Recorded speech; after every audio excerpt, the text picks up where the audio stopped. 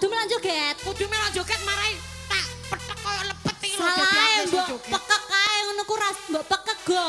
Lah kene ben ketok koyo kowe langsing-langsing. Alah sami ki aku ketok langsing iki lho tampet wetengku. Lah engko nek tak umbar ora nganggo ngene Heeh. malah koyo nyunggi anu dream. Wes ngono lah pangga cantik Ayo ya. kurang siji, guys. Heeh, gubuk asmara, Mas. Mas Solihu. Masya Allah. Loh, wong iki teh apian ya. Dadi wayu. Hei! Yo kayak lali. Kowe ku nganggo kolor sak dengkul kok malah mbok unjukno iku mau piye Lali, lek guys. Lali, guys. Kolore Iya. ketok engko. Kurang siji ada gubuk asmara.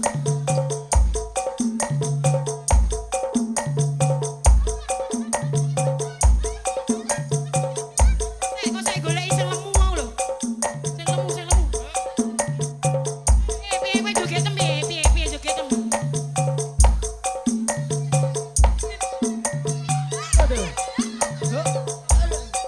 Ayo tak delok sik le. Kingkong kowe joget sel. Wes Adel. Lah kingkong anak kingkong Mas. Monggo anak kingkong monggo Mas. Monggo Mas. Anak kingkong. Monggo Bu 5.000 mawon Bu monggo.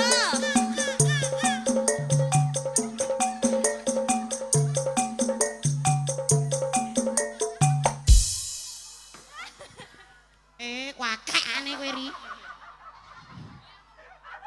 Del, kowe gak isen diingeti bojomu kon jero kombongan gak isen kowe. Wah, aku rondo ya muni ndek bojo. Aja ngono Del, diamini menyok malah kowe. Panggung Piye, Wahyu Wes? Manggolo iki mandi, hati-hati kowe. Bang panggung Wahyu Manggolo piye? Mandi iki nek muni hati-hati kowe iki. Aku mau muni piye? Aku rondo. Aku rondo, muni ngono. Iya. Aku rondo. Ancen hee. Lho, Hee nek dhuwur panggung ning isor bojone ono. underdog ki soalé didelok kok. Ayo le.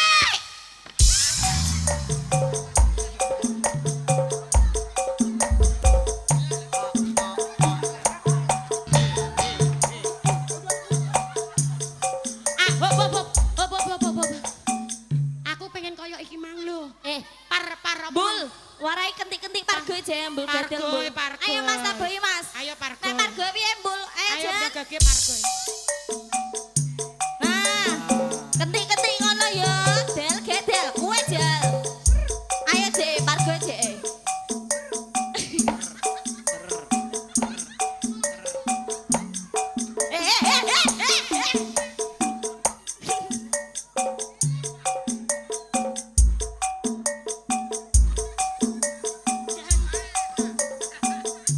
Rejim. Bob. Aku mau mulai aku.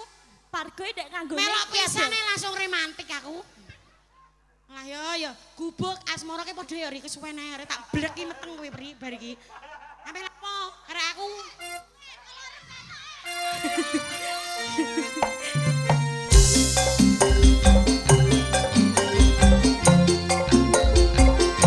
Guyu, kowe mau nantani aku terus to?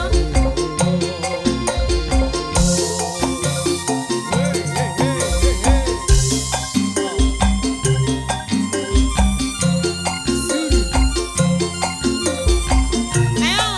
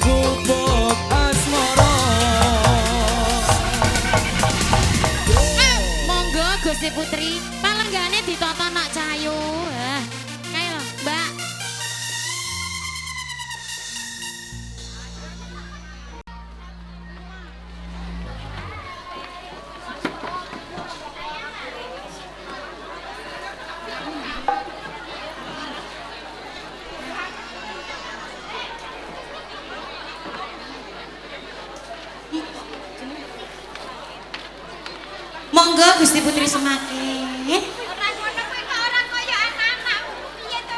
Lah kaya napa to Gusti Putri? Kok sawangen anak-anakmu kaya ayu-ayu kaya ngono. Nek kula upami kula bubrah, kula elek mboten masalah. Sing penting anake kula gris-gris ampun enten sing nyenggol, ngoten lah. Dadi elek lah ora pabrike ya, Ndoro. Iki mboke pakane dhewe-dhewe. Jenengan iki kula kok iso Gusti Putri semakin iki lho, Nduk. Nyelot suwe kok awake kok saya cilik kena apa to, Ndoro? Ndoro. Lah iki lho tak urono karo sampeyan ngono lho, Biyo. Niki mertandakaken nek kula niku korban kabeh 3 sasi pisan dadi jebros ngene iki lho.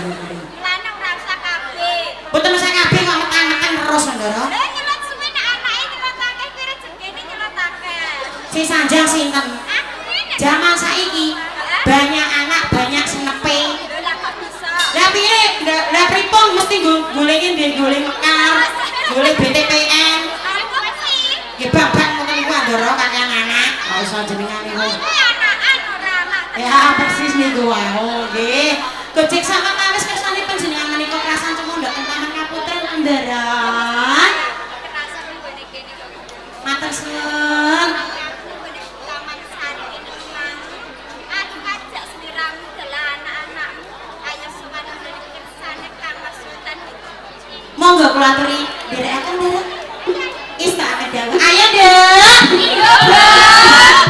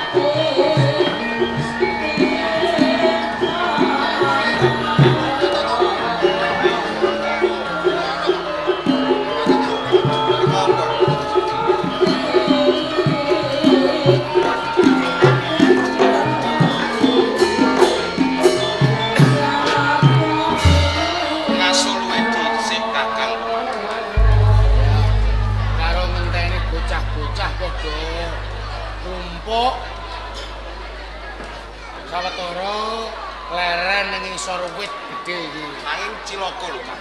Cilokane ku piye? Tandun pangan iki wis entek. Bener Kang, ora ono wis. Lah mula nganti tak jak leren iki mau aku arep kondo. Tandon pangan tek. Engko sapa salah siji sing metu saka alas mentok kene nyang desa golek pangan. Ayo, kulon wis tak babat padang iki. Lan aku ya ngono. Jane iki arep takon karo kowe. Kowe iki kok malah seneng melu aku ning alas pentok padha ngrewangi. Iki ora rumangsa cedhung ngono apa piye besok? Aku kaya pramonco barang duweni pangkat malah ditinggalke. Jeneng aku wong tuwa. Mengko yen aku ora ngidini janji nalika semono. Mengko akeh wong sing padha ngelokke. Kae pramonco urip kepenak mangan warek ngandang tuh paribasane ning jebul wong tuwa ora kena dikeblat.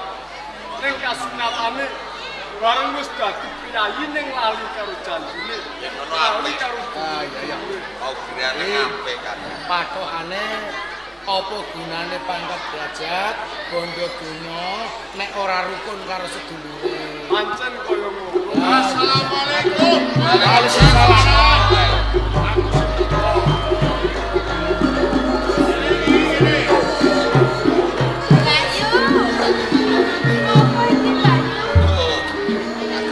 Loh.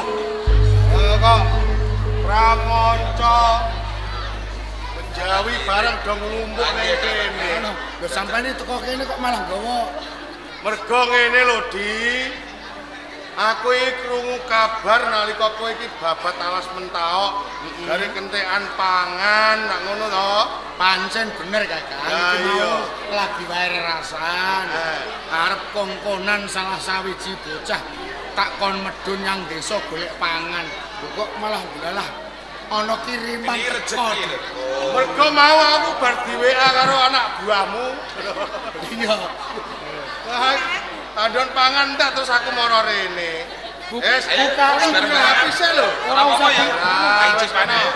Dirapi. Ayo mangan bareng-bareng to. Wes, Bareng. tas wae nang omah kok. Di. Golek piye? Iki pas wae. Iku Mbak Yumu mau gawe jangan gori. Jangan gori wis 3 dina dingat-nget karo Mbak Yumu, Ji. kok mbedek kaya Lah ngono. iya. Mbok rasane aku dhewe ora ngerti. Ora ketan jangan gori wis dadi obrok-obrok udak-udak ngene iki aku seneng aku. Yes, Ngono ya. Ah, sarep bedek wis ora apa-apa wis. Ngene, Dik. Kene dipangan kene. Oh, iku lawae saanane kono dipangan. Diwareki, diwareki. Endang kepengin iki. Aman sih lho, Kang. Ya wis ora apa-apa kono. Sampane ora melu pisan, Kakang. Aku mentas wae mangan koma kok, Di. Sampeyan Bayu ora malu mangan. Aja mangan kowe kok. Kowe ku diet. Kok malah kowe tak omong malah. Loh. Ayo ketemu yo ora apa-apa Enak ya, Kang? malah. Kok diamuk. Mangan kan nggo sing apik. Aku yo nek ana wong wedok lemu yo ora patek seneng. Ini iki lho malah apik kok. Mangan kasih. Wah. Ketoke kok rahat. Pancen yo lesu tenan. Ngono. Tanggap meneh, Dik, tanggap meneh. Nanduk ora apa-apa wis. Iki jangan gori. Wis 3 dina, rasane kok yo isih sedep, Rasane malah saya sedep. malah saya sedep, Kakang. Wih. Anjene Mbak Yumi nak masak iku pintere ora pakat kok. Iya, bojo ngelepono to kan. Lho nyatane kaya ngono kok. Jangan gori 3 dina mau ngat-nget kan nyatane rasane jeh enak kok. Malah iya, malah merasa Mbak. Ora Kakang wis bedhedhek kaya ngene nanging nyatane enak. Iya. Mula kanggo pangeling-eling, nggih, Dok. Jangan gori iki karena gudeg. Gudeg. Iya. Apa iki?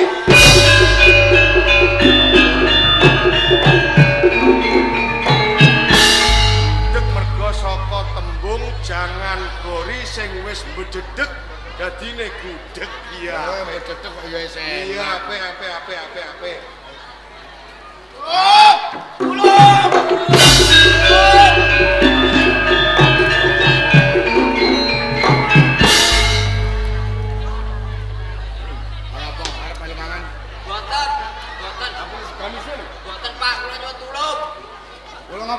Maturi katiwasan, Kakang Wirat mau pejah. Iya.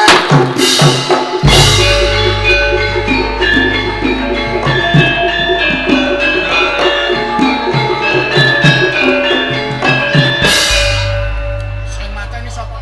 Pangeran Wirabumi. Wirabumi. Ora ajar.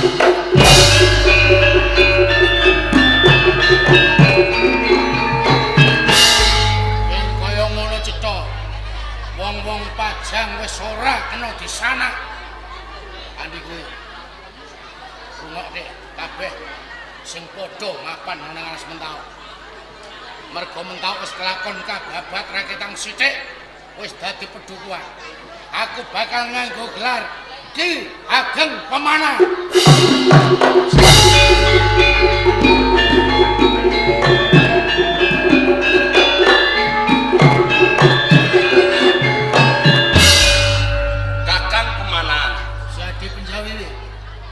Sampean iki jane lali apa nglali? Tegese iki. Sampean mesti nira eling kok. Nalikane ning Pendopo Agung Kasultanan Pajang, Kakang Pemanahan diparingi wujuding alas Mentau dening Yai Sultan Hadrijaya. Ya, Satemah Kakang Pemanahan ki sumpah disekseni dening sedulurmu kabeh. Kalbu aku go nyekseni. Kalamun kowe ing besuke alas Mentau kababat utawa dadi desa, Kakang Pemanahan ora bakal tambah gelar. Ning gene apa? Wektu dina iki Kakang Pemanahan wis wani tambah gelar. Godhong waru aku ora bakal melu-melu.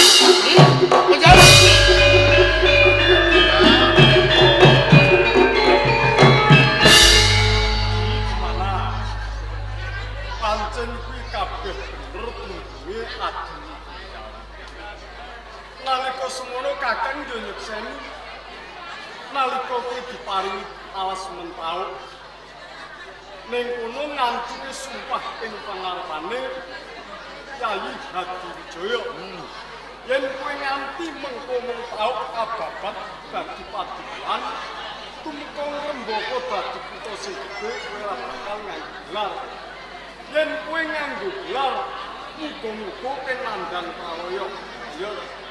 Ya, mongko jenengmu wong mandi ora sangka ucape dhewe.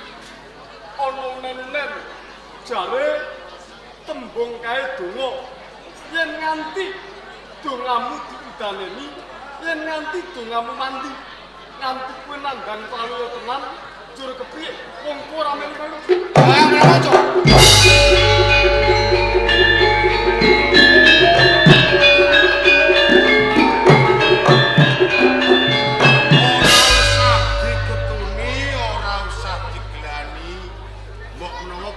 Sedulur-sedulurmu pramonco penjawi iki mergo cekwek atine. Nanging kepiye, Kakak? Kowe ora usah kuwatir. Mergo nggonmu babat alas Mentau durung rampung, engko aku sing bakal rewangi. Ya, matur nuwun, Kakak. Jalaran saka panasing atiku, bareng krungu kabar nek wiratmu dipateni wong-wong saka Pajang. Ya aku ramai wonge sing ora gelem. Aku ramai itu mergo kowe iki dijere wong tuwa. Ana kahanan kaya ngono ya tetep nesu, sabela marang keluarga iku wis lumrah. Nek ngene ya, Di. Kepiye? Aku tak takon karo kowe. Apa nggonmu babat alas Mentau iki wis nyuwun palilah karo sing kagungan? Ayo mergo alas mental wis dipasrahke aku. Tanpa nyuwun palilah padha karo wis dipalilahi. Sepisan meneh ya di aku tak takon. Nggonmu babat alas mentawak iki apa wis nyuwun palilah karo Sekagungan? Ya mestine wis dipasrahke. Wis tenan, wis. Oh, yen pancen wis njaluk palilah karo Sekagungan, wong tuwa ya melu marem, wong tuwa iki ya ora mangu-mangu. Ya kanthi kuwi selak diantu-antu karo gogol-gogol ning desa Biying ya. Iya, Kakang. Aku sawetara tak bali. Oh, ngono ya. Ya, matur nuwun, Kakang. Assalamualaikum. Waalaikumsalam. Mengko nek kurang pangan muka aku tak teko. Ya, ya, mengko tak utusan karo ponakan. Assalamualaikum. Waalaikumsalam. Sawetara jaluk pamit ya. Ya, Kakang. Ayo Bayu.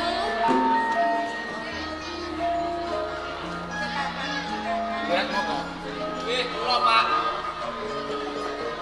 Jane kedadiane kepiye to? Kok nganti sedulurmu mati? Nalikane Bapak babat rumangsa kangelan kula lan Kakang Wiratma menika rak kewahi. Bacaan wonten tekane Pangeran Wirabumi nyandhet anggen kula babat alas ketaun. Kula boten purun. Kula rumangsa mesake kalih Bapak pemanahan kedadosan perang geger ngantos Kakang Wiratma menika pejah. Kita didok gelut karo wong Nggih pajak. tasih gelut menika. Yen kaya ngono, kowe ora njalari ya. Boten Wes, yen pancen kowe ora njalari, sing njalari wong pajak, sisan dene. Yen nganti alas mentau kelakon dadi padukuan selawase, aku ora bakal sowan oleh pajak.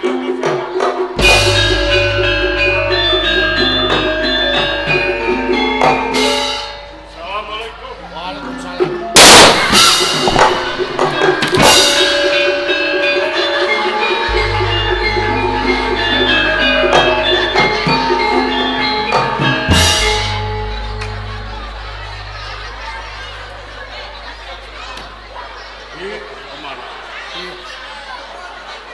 Wis kelakon alas mentau pira bakal.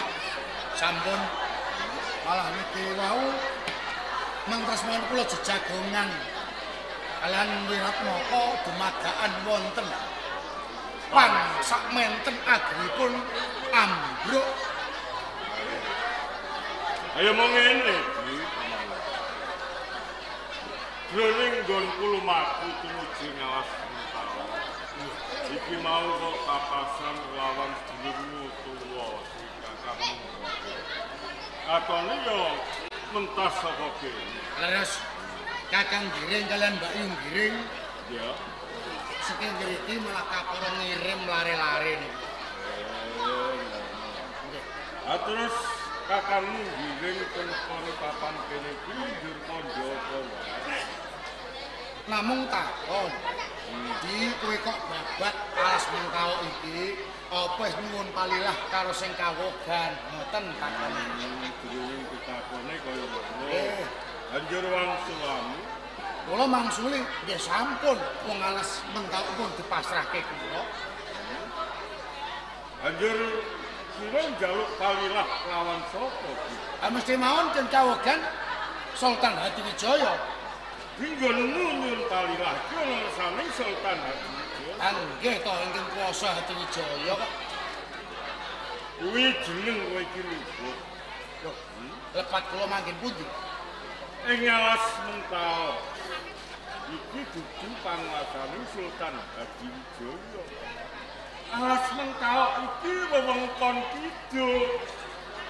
Dadi yen to sliramu kuwi bakal nyuwun palilah, kudune ana ngersane Kanjeng Ratu Kidul. Weluh.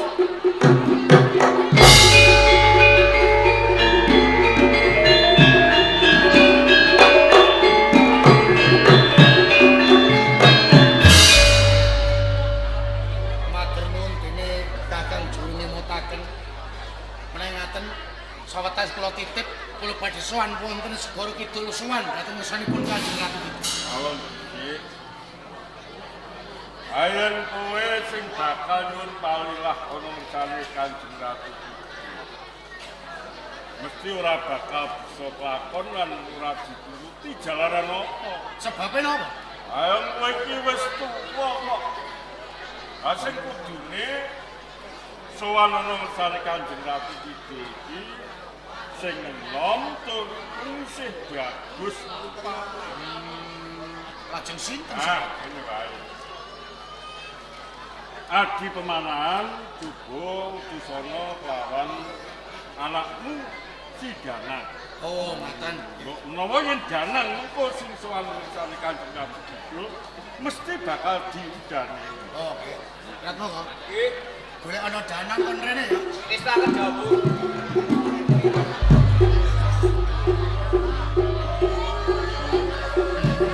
Assalamualaikum. Waalaikumsalam.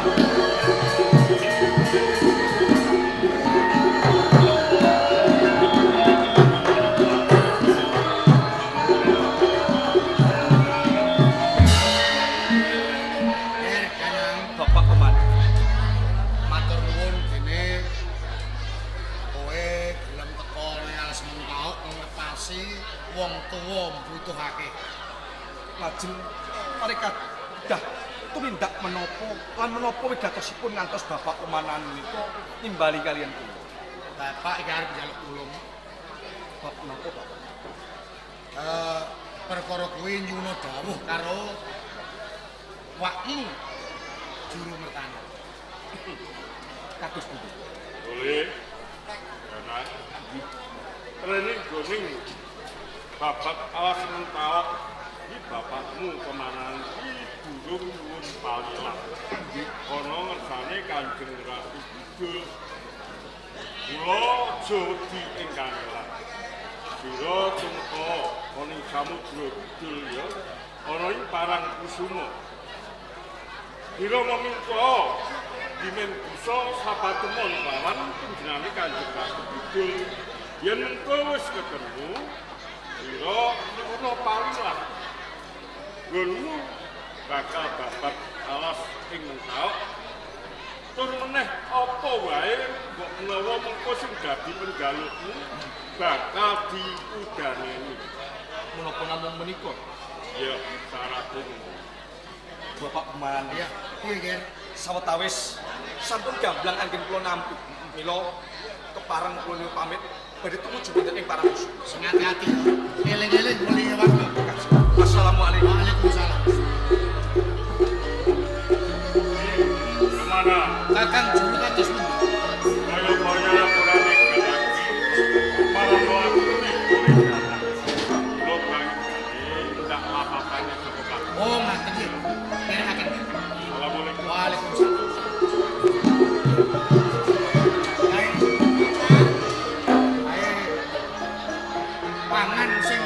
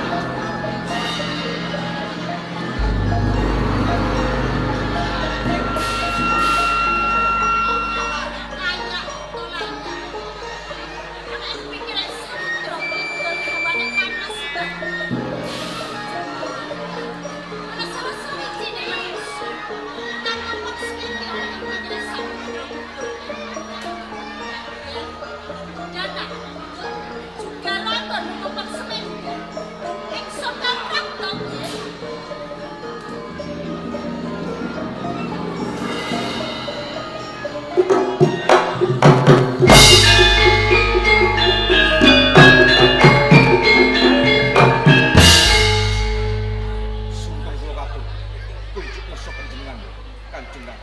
Tak tampa. Ora lewat pujo pangestu bali tampan. Kula tampi mugi ndadosaken teko kayuwanan. Engko dhisik Iki nganti jeneng sira. Empeng semedi mahas ing asa. Meminta marang kanugrahan Gusti. Ana wigati apa dan Kanjeng Ratu itu ngantos kula memen semedi wonten ing samudra kidul. Pancen kula kepengin sanget nyuwun sabiyantu jenengan. sabda. Laras Banjur ingsun bisa sabiyantu jeneng sira. sepisan kula nyuwun lilah panjenengan dalem Kanjeng Ratu itu anggen kula babat alas petawa. Apa mungkin Kula nyuwun sanget keselamatanipun para dogol-dogol. Para bebau ingin sami sabiyantu bapak pemanaan anggenipun babat alas petawa. apa mung cukup kuwi dan Kula kepengin sanget dados ratu wonten ing tanah Jawi. ana penjalukanmu meneh apa ora dan Sampun Kang. apa mung cukup kuwi Iki tenan coba dipenggalih meneh dan kula kudu cekap Kanjeng Ratu. yen pancen mung kuwi kang dadi panyuwanan niru nek kene lawang panyunan tak tutup dan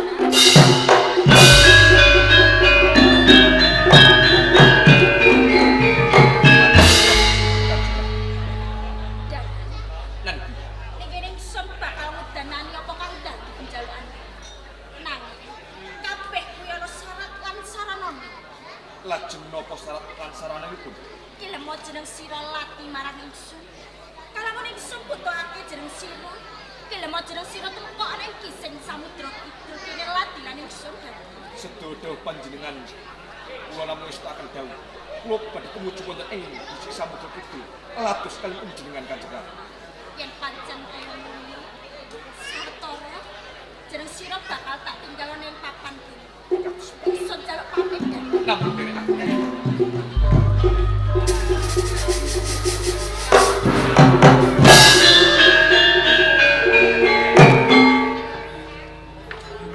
rumangsa kewajiban kang disampirake marang wis ana kerampungan. Jangan.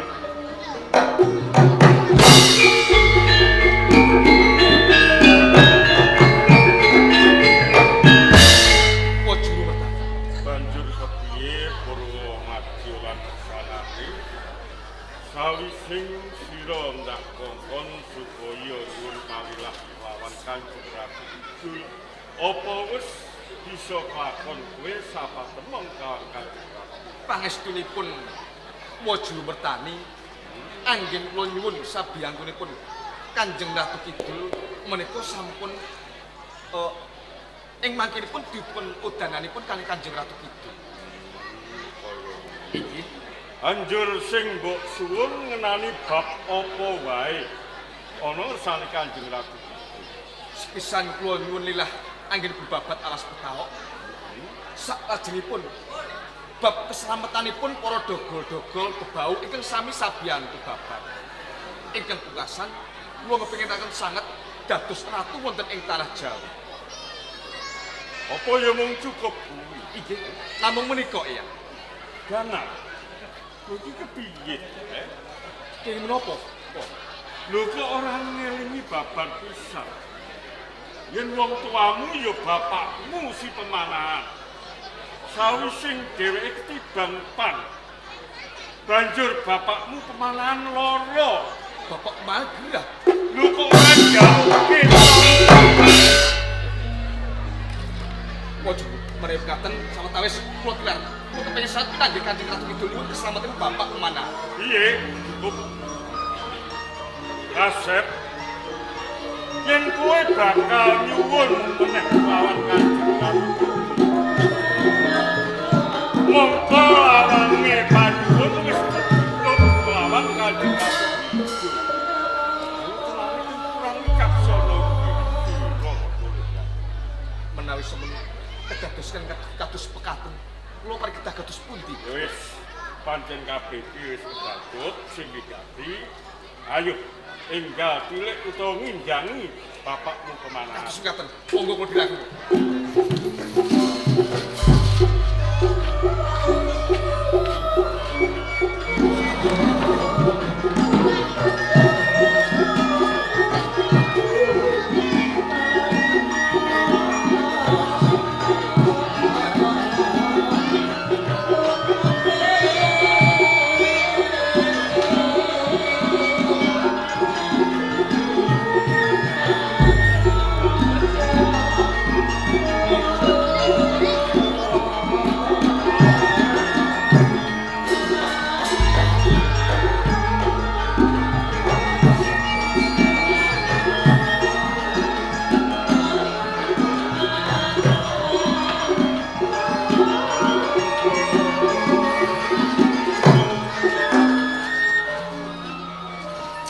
Dina sampean kok malah saya bingung saya mudah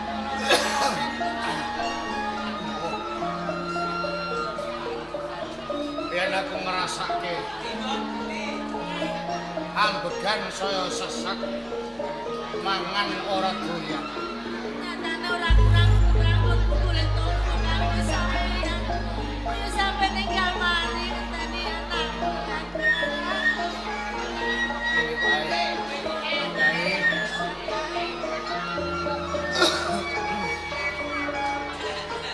Mergo sapa ora kuwate awakku gonku ngrasake lara. Ngenteni anakku ora bali-bali. Aku titip. Titip mengko kandhake anakmu. Yen wis rampung kabeh alas mentak kabar. Assalamualaikum.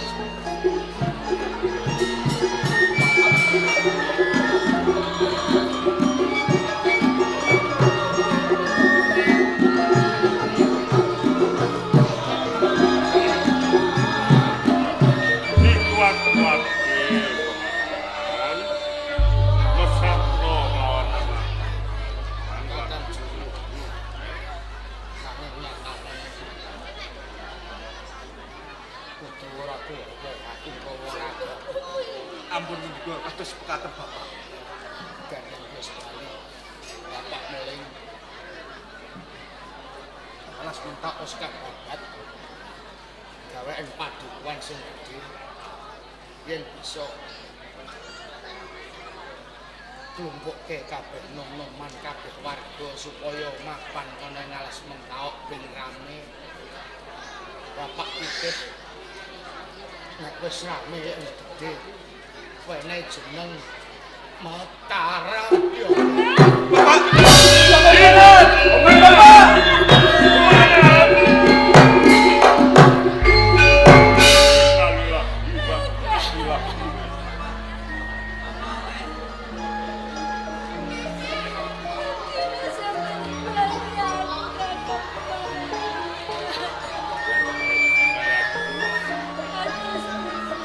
Kang sira boleh dadi. Ojo kok menawa pancen kabeh iki wis pinesti. Menawa wong kamu wis ngatesake dening Gusti. Gerak jagat Gusti Allah Subhanahu wa taala. Mula sok mesake disime wong tuamu ayo tinggal hidup.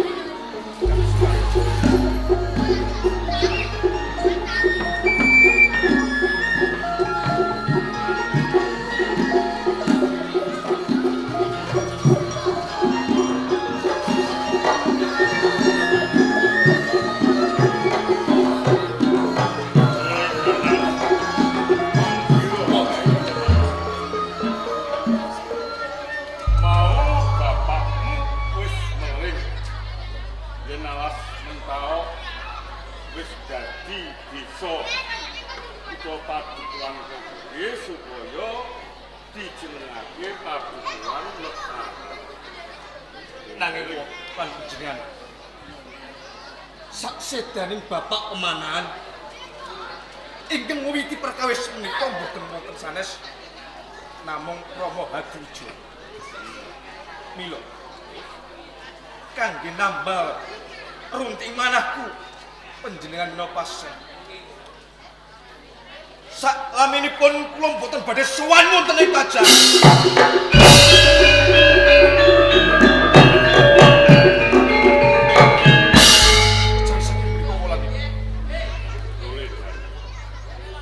Kangge ngawekan ing papan menika kula ugi badhe tambah gelar Raden Mas Ngabehi Loring Pasar.